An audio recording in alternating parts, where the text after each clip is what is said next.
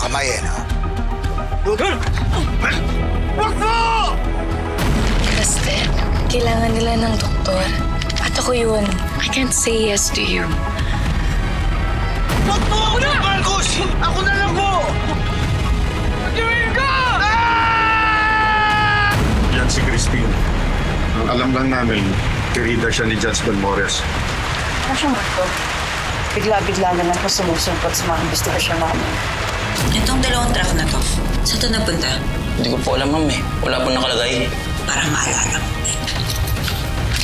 Ha? Ano? Ano pa hinihintay mo? Alam ko yung tunog ng sasakyan kapag sira. At hindi sira ang sasakyan na to.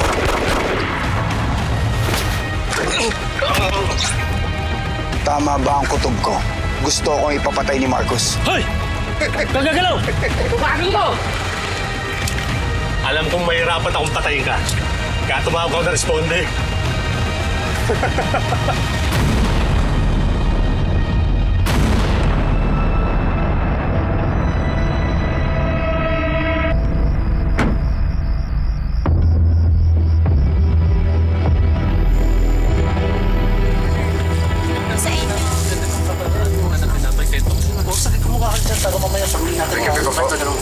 Meron po.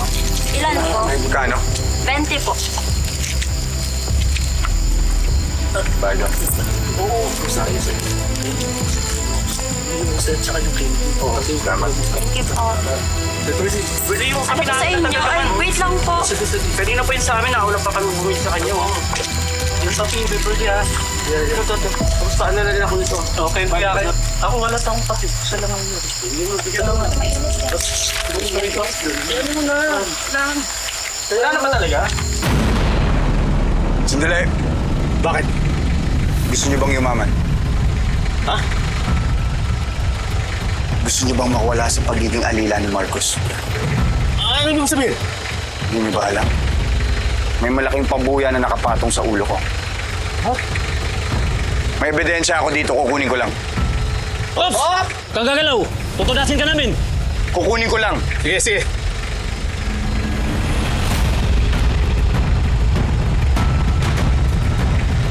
Dali mo.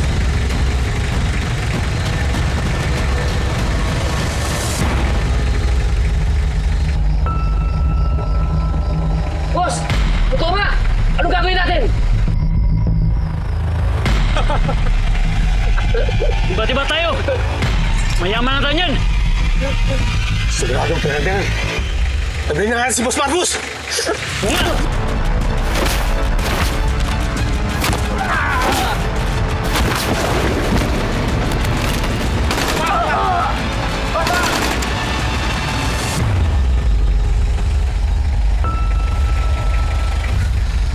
Huwag!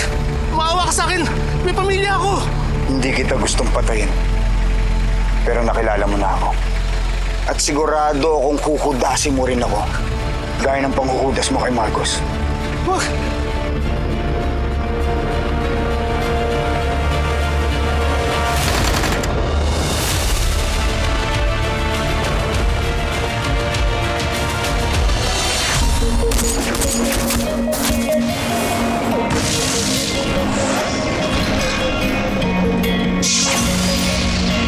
Babagsakan ka nila, papahirapan ng mga makapangyarihan. Lalo pag nasa baba ka nila, para alam lang ang madali na tapakan. Hilahin ka nila hanggang mawala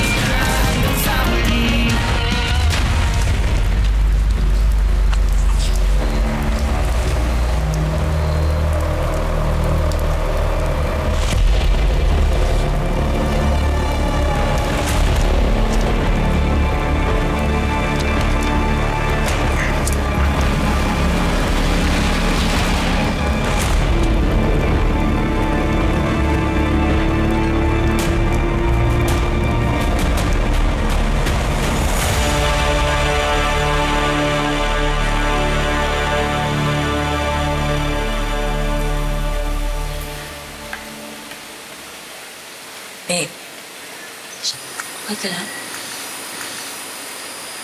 Yeah, I'm good. Kilala kita, Benito. Alam ko kapag masaya ka, at alam ko kapag may iniisip ka, iniisip.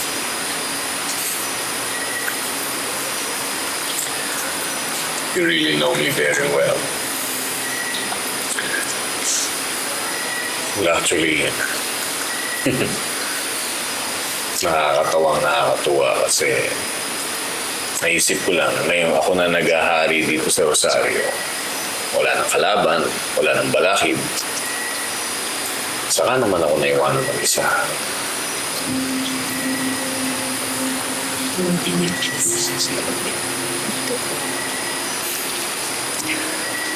Alam ko naman yun, Steve. That's not what I meant. Ibig ko sabihin, yung legacy ko, wala na akong kadugong mapag-iiwanan nito. Piluin mo, pagkatapos kong itayo yung empire na to, sino pa magmamana? Wala na si Mercy. Hanggang ngayon, wala pa rin sa tabi ko yung apo ko. So, sino pa magpapatuloy ng legacy ko? And yet, ibinigay mo lahat ng ipinandar mo dun sa taong nagtangka ng buhay.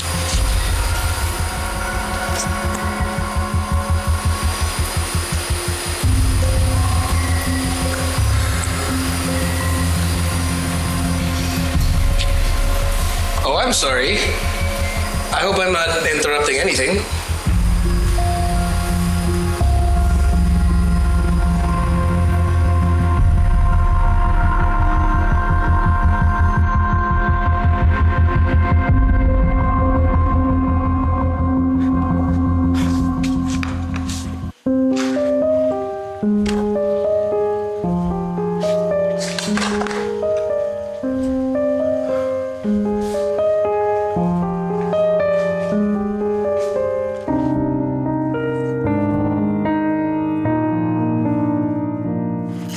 Parang ang daming pagkain! Madami tayong kailangang i-celebrate. Maganda ang kita ko sa mining business ko. And more than that, masaya ako na nandito ka.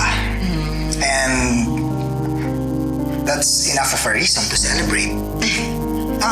Halika na! Kumain na tayo! Thank you.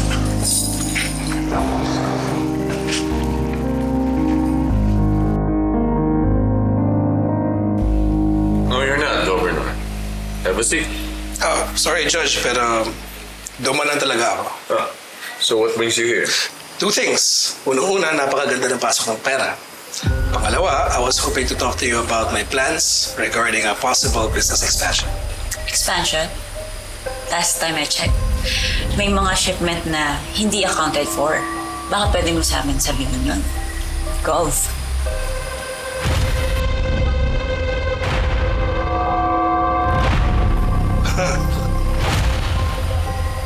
Sure, Christine. Balik ka rito bilang tagapamahalan ng mga negosyo ni Judge. Kailangan ko siguraduhin na secure yung mga pumapasok na shipments. So, ikot-ikot ko siya. Pero di namin alam. Oh, okay. Sorry. I wasn't aware that I was supposed to be reporting to you. Sa pagkakaalam ko, ang trabaho mo, security ni Judge. Hanapin si Norman. Kamusta na nga pala yun, Christine? Any updates? Paano kung magtrabaho is none of your business? Exactly, my... Tama na!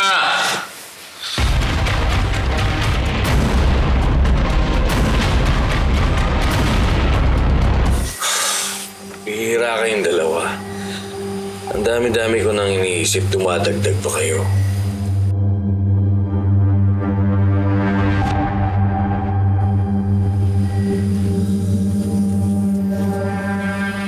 Steve, if you'll excuse us.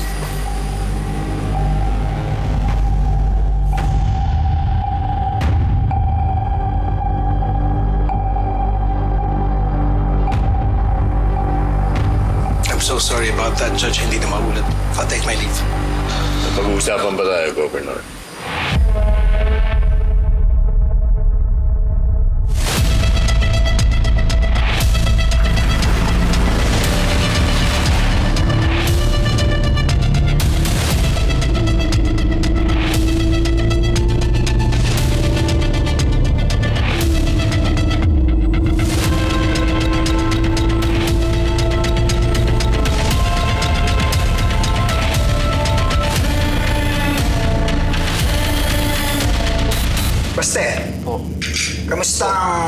stay mo dito sa bayan namin. Alam kong sanay ka sa buhay Maynila, but I hope you're liking your stay here so far. It's been really nice. Actually, I'm super grateful for you guys welcoming me here. Pero, Kuya Marcos, may tanong lang sana po ako. Yeah, ano yun? Kung okay lang po sana sa inyo, Kuya Marcos, I would like to stay here a little bit longer.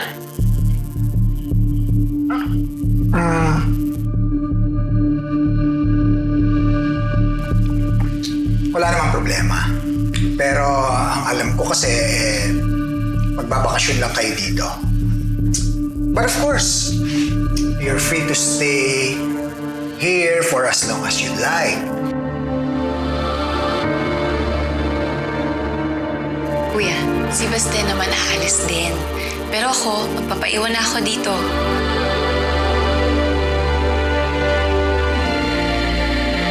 Ito na ako maghahanap ng trabaho bilang doktor.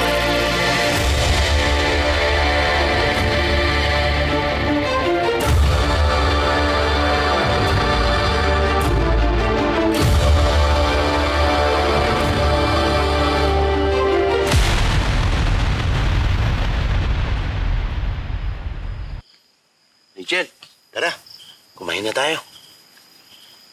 Mauna na po kayo, Kap. Ano ka ba naman, Rachel? Dadalawa na nga lang tayo dito, hindi mo pa ako sasaluhan. Pasensya na po kayo, ha. Wala kasi akong gana, eh. Baka hindi mo alam, Rachel. Magaling ako magluto. Nahihirapan po kasi ako, eh. Wala yung mga kaibigan ko. Hindi ko sila kasama.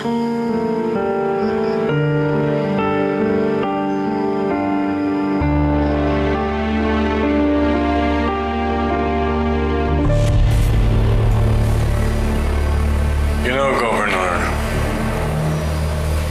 you and I were not so different after all.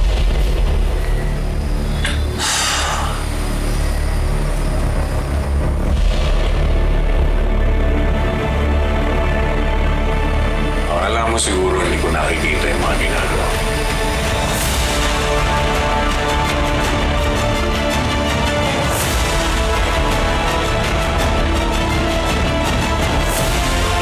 Sa tingin mo siguro hindi ko nakikita yung mga ginagawa.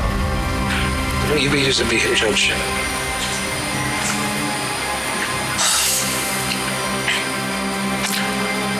Kahit hindi mo sabihin, nararamdaman ko yun. Nararamdaman ko pa rin yung lungkot mo. Yung lungkot mo sa pagkawala ni Mercy. Dahil dumaan na ang ilang taon. Tulad lang din nung nararamdaman ko. Pareho tayo nagkaroon ng buwang sa ating buhay. At yung buwang na yun, pinipilit natin punuan ng pera, kapangyarihan. But for what? The truth is, Judge, walang araw na lumipas na hindi sumagi sa isipan ko si Mercy. Wala akong ibang gusto kundi patumbayin o kung sino man ang responsable sa pagkamatay niya. But at the same time, I know Mercy would want us to move on. So I guess we just have our own ways of coping with loss. So I guess for now, gagawin kong tungkulin ko ang hangad ni Mercy nung nabubuhay pa siya. Isang magandang rosaryo under Meyer.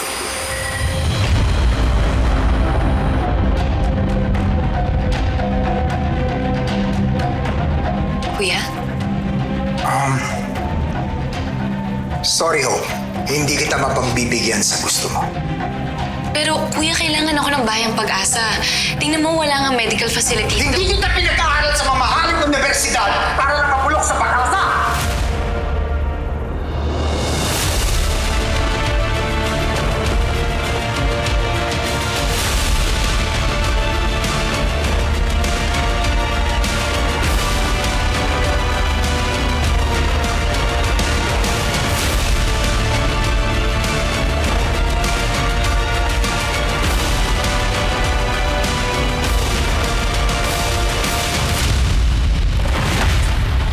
Ginagawa mo?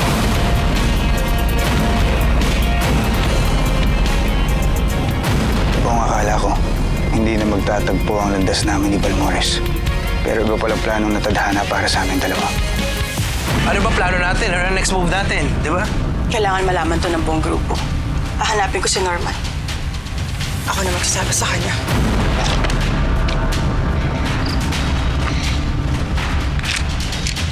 Ano balita? Paggabi pa namin kinokontak si na Jerome Bossing. Namataan namin yung sasakyan nila. Wala sila doon? Wala, Bossing. Hanapin ko si Norman. Norman? Sinubukan akong ipapatay ni Marcos. Anong plano mong gawin? Kailangan kong patayin si Marcos.